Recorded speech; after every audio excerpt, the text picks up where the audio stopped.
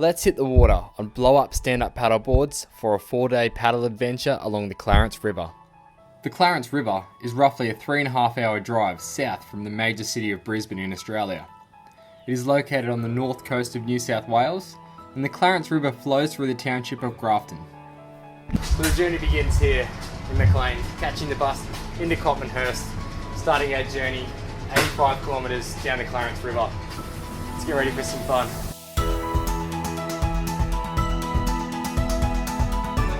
The first night's accommodation was spent at the quirky country pub of Copmanhurst before starting the paddle the following day.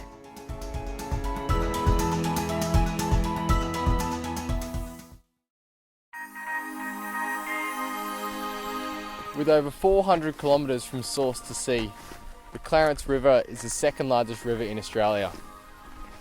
Copmanhurst is a really great place to start our paddle because it's where the rapids cease and the calm waters begin. Let's get down there and start the journey.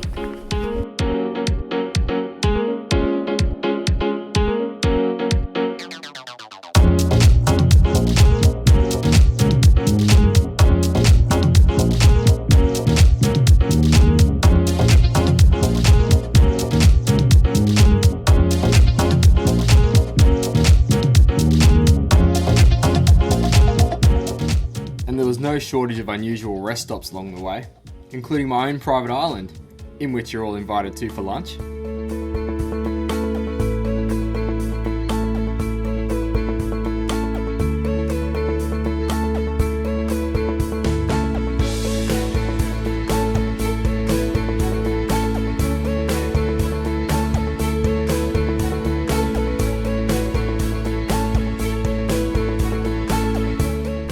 Today, after a beautiful paddle from Copmanhurst through the countryside, we've arrived here at Clarence River Bed and Breakfast. Let's head up and check in.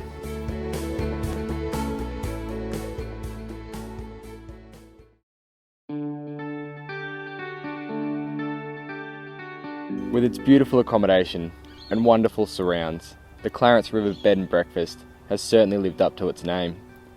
The hosts, Terry and Greg, have put a lot of love into their B&B, and it certainly shows. We're running a corner store, and we decided we'd take a tree change to the Clarence River, and just happened to find this on the first day we were looking. Haven't looked back since, have we? Haven't looked back. And just supplying a really nice establishment for people to enjoy, just people really like to come here and enjoy it. And we really did enjoy it, but it was time to keep paddling downstream.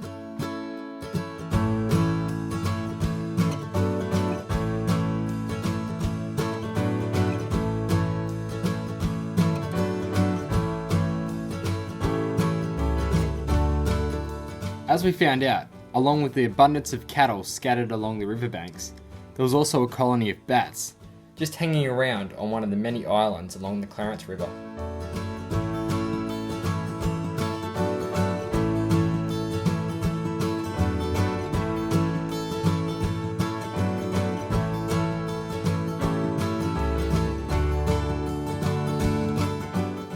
Susan Island is a rare example of a subtropical lowland rainforest.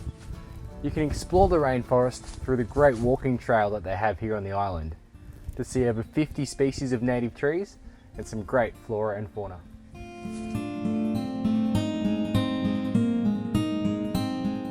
After visiting Susan Island, the third night stopover was at the town of Grafton.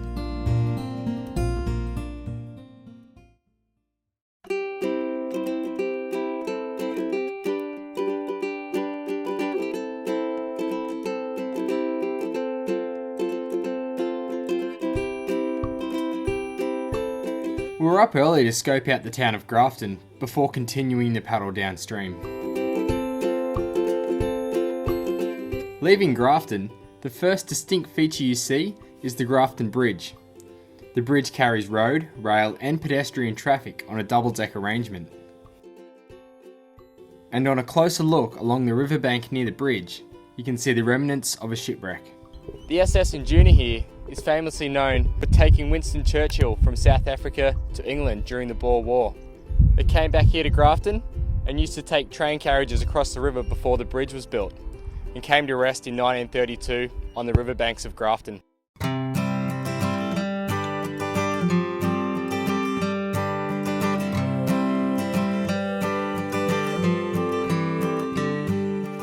pleasant small town of Armara is the perfect halfway stop for the day's paddling, and the Armara Hotel is definitely the pick for lunch.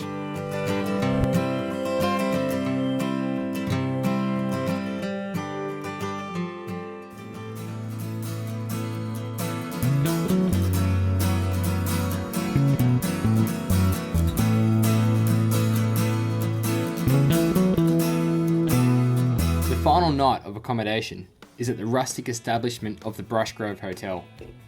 Known by its locals as the Brushy, the Brushgrove Hotel is located on the southern end of Woodford Island and was built in 1868. It still holds all the character of a 150-year-old pub.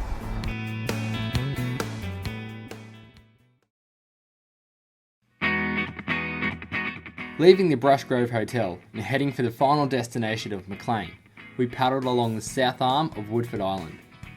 Woodford Island is in fact the largest inland island in the southern hemisphere and is one of only a handful in the world boasting its own mountain range.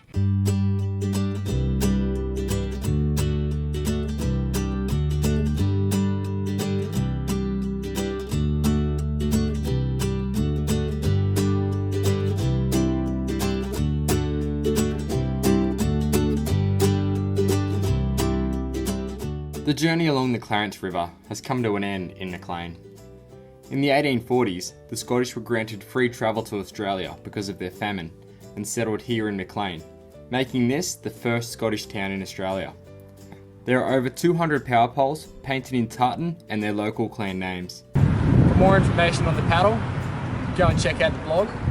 See you on our next adventure.